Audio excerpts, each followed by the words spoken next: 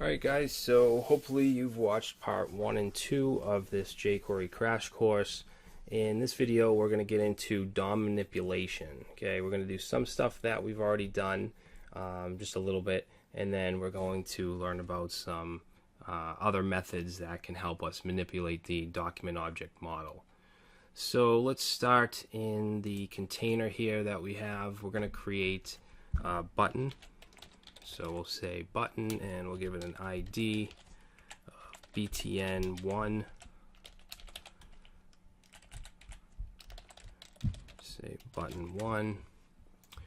And let's put a couple paragraphs underneath. So we'll say P, we'll give it a class of para1. I'll say this is a paragraph. Okay, then we'll do one more paragraph.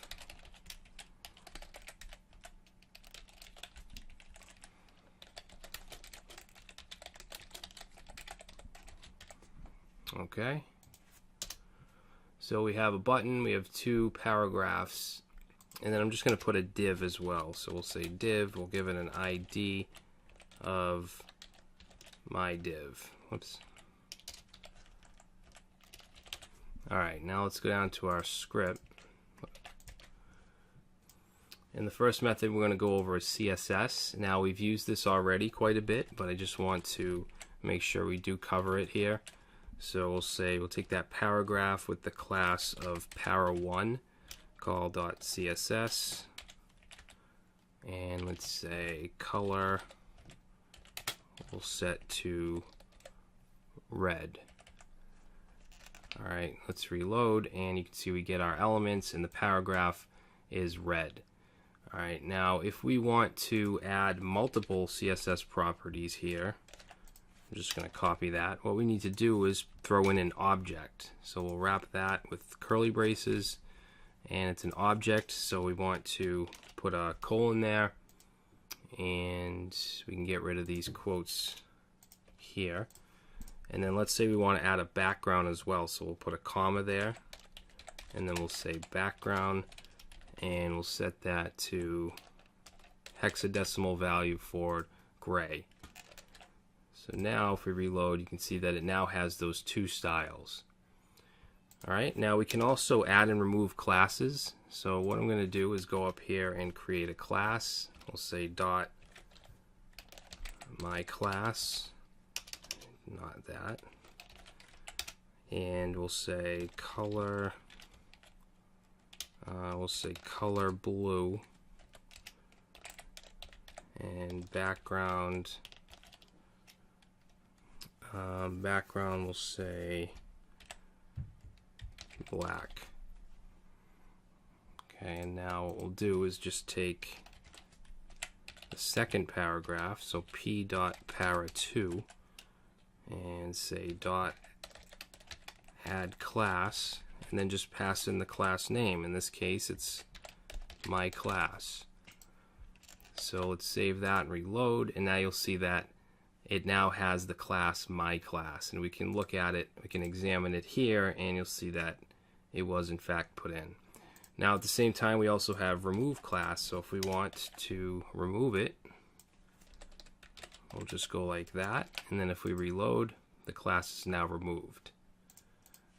So pretty easy stuff. Now we can also toggle classes. So what I'm going to do is add an event here for that button. So he has an ID of btn1, let's say .click,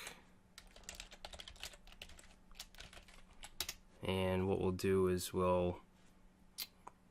let's take this, put that in there, and then we're just going to change this to toggle class. Okay, so I'm going to comment these two out. And now if I click that, you'll see that it's going to toggle that class. Okay, now we're going to move into actually adding and changing content from within the DOM. So let's take that div. We have an ID of my div.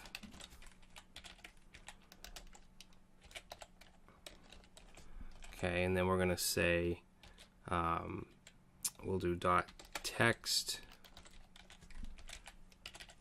and let's say hello world. Okay, so if we save that and we reload, you can see now that that div is outputting hello world. So that's dot text. We also have dot HTML. So let's comment that out, and if we were to change this to dot HTML, we could then add HTML tags in here.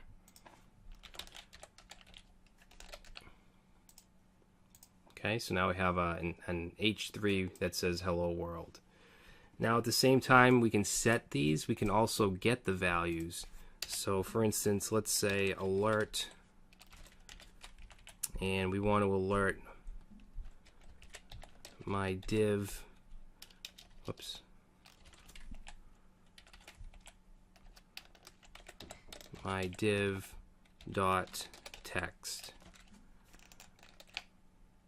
Okay, so we reload and you see we get hello world. Okay, so we can get values as well. We can also get the HTML. So that's text and HTML. Now we also have append and prepend, which do just that. And let me give you an example. I'm going to set up a list up here. So we'll say li, and we'll say list item 1. And we'll just copy that. 2, 3, 4. Okay, we'll reload that, and we get our list down here. Okay, and I'm just going to comment out this stuff up here.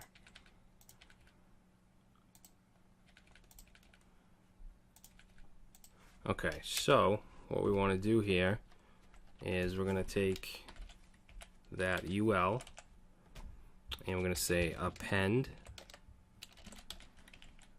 and here we'll put a li, and we'll say append list item. So let's see what that does. If we reload, you'll see that it got added to the end. Okay, so it puts inside of the UL at the very end. Now at the same time we have prepend, which I'm sure you can think of what that's going to do. So if we change this to prepend, and let's change this prepend and reload, and now you'll see that it put it at the beginning of the list. We also have append to and prepend to, where we can take one element and append it to another. So for instance, let's take para1, and then we'll do dot append to, and we'll pass in here. I think we just need the selector, so dot para2. Let's see what that does. Alright, so it says this is another paragraph, and then it appended to this is a paragraph. Alright, and then we also have prepend to. So if we go prepend to and reload, you'll see that now it's reversed the other way around. Now we do have before and after, because when you append or prepend, you're actually putting it, we're taking the li and we're putting it inside of the UL. With before and after, you can put stuff after the UL, not inside it. So for instance, let's say,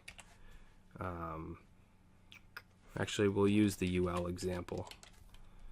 So UL dot before, and in here I'm just going to put an H4. We'll say hello. Reload, and now you'll see that it's before the UL. It's not inside of it. And then we can also do after. Okay, we'll change that and we'll say world. And now we reload and you get world after the UL. Okay, so very easy to manipulate the DOM. Another method we have is empty. So if we were to take the UL, oops, and say dot empty, reload. Now if we look at the actual HTML, you'll see the UL is actually still there. What empty does is it takes all of the inner elements out. Okay, we also have one called detach, so let's see what that does. Save that, and now if we look at UL, it's not there. Okay, it's been detached from the DOM. Now we can also work with attributes. So what I'm going to do is I'm going to go up below the list here and create a link.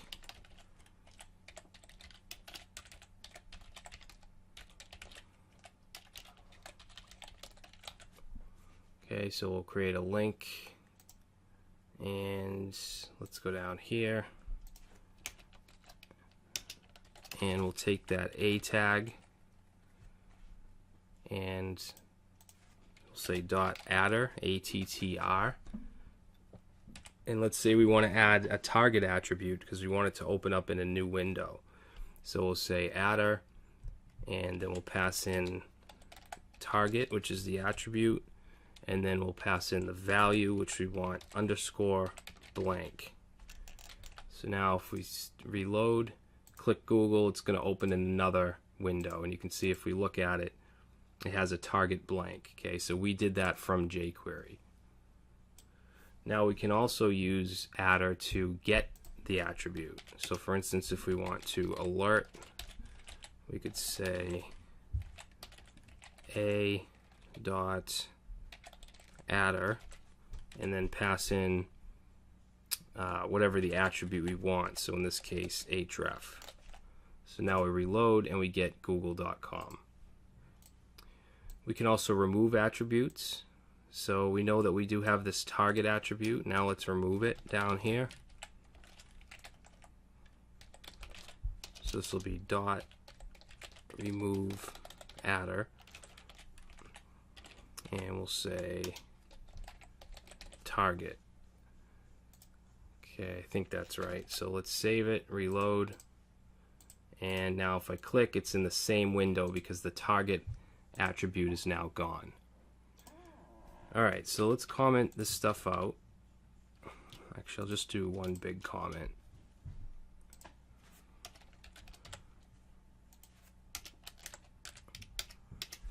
Okay, so next thing I want to do is wrap, and what that'll do is it'll wrap specific elements in other elements. So for instance, let's take our paragraphs and say dot wrap, and in here we want to place the tag we want to wrap in. Let's say h1. Okay, you don't need to put the ending tag, it'll actually do that for you. So let's save, reload, and now if we look at these paragraphs, both of them are wrapped in an h1. Now we also have wrap all, which will just use one h1 and wrap both. So we'll say wrap all, comment this out, and let's see the difference. Okay, it looks the same, but if we look at the actual markup, both paragraphs are wrapped in one h1 as opposed to them having their own h1. So that's the difference between wrap and wrap all. Now, before we move on to arrays, there's something that I'd like to show you. I want to have an input where we can actually add an item to this list. Alright, so let's go up to our HTML, and we're going to go right above the list and put in an input. Give it a type of text, and let's give it an ID of new item.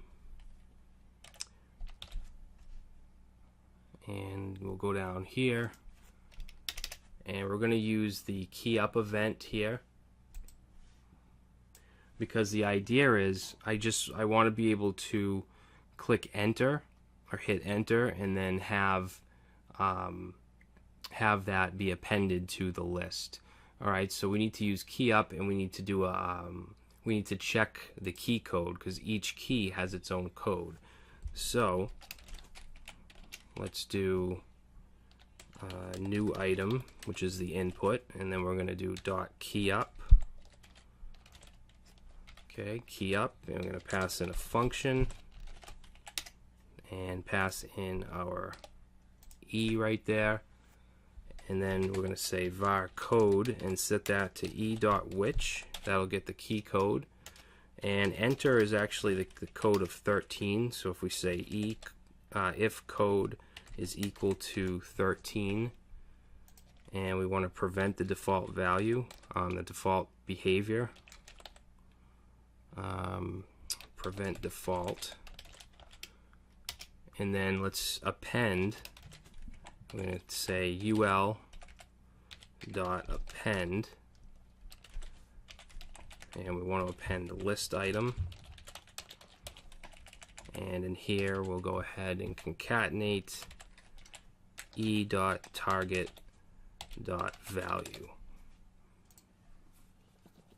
Alright, so let's save that, and we'll say test item and enter, and there we go, gets added. Test item 2, enter, and we'll be able to keep adding to that list. Now obviously when we reload it's going to disappear because it's not persisting to a database or anything like that. Alright, so now what I want to do is move on to arrays and some of the array methods. So what I'm going to do is create a variable called my array, and we're going to set it to just a bunch of names. We'll say Brad, Kelly, Nate, and Jose. Okay, so we have this array of names. Now if you want to loop through an array, you can use the each loop or the each method. So it's going to be $.each. Alright, and then in here we're going to pass in my array and then our function. Okay, and this function is going to take in two things. It's going to take in an index and a value. Alright, and then in here we'll have access to each iteration. So let's say console.log val. So now if we look down here, you can see we get each name. Now if we want to output them up here, we can do that. Let's create, we'll go under the link here and we'll say ul and then give it an ID of users. Okay, now instead of just console logging, let's do ID users dot append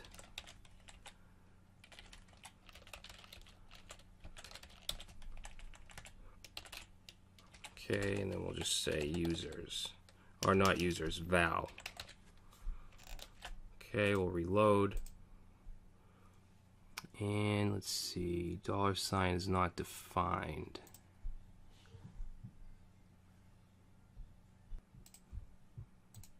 Alright, and now you can see we have the names output in our application. Now if we want to take, let's say, these list items and put them into an array, we can do that as well. So I'm going to comment this out. And what we'll do is, let's say console.log, and then we'll take, actually no, I'm not going to do that. I'm going to set a variable called new array and set that to ul, and let's give that ul an ID of list. So then we'll say ul with the ID of list, and then we want the list items. Okay, we want to turn that to an array, so we'll say to array. Alright, and then we'll just console log that, see what that gives us.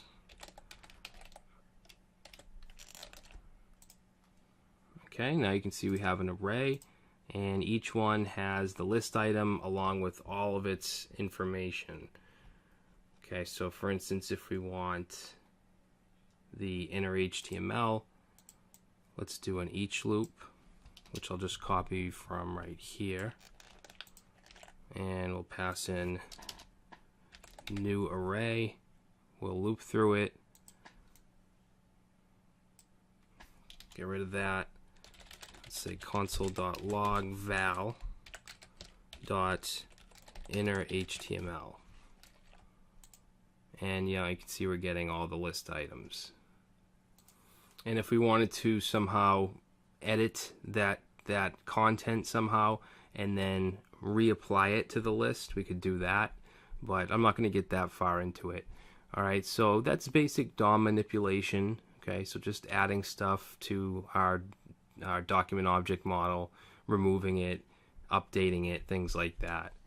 Alright, so in the next video we're going to get a little bit into effects and animation.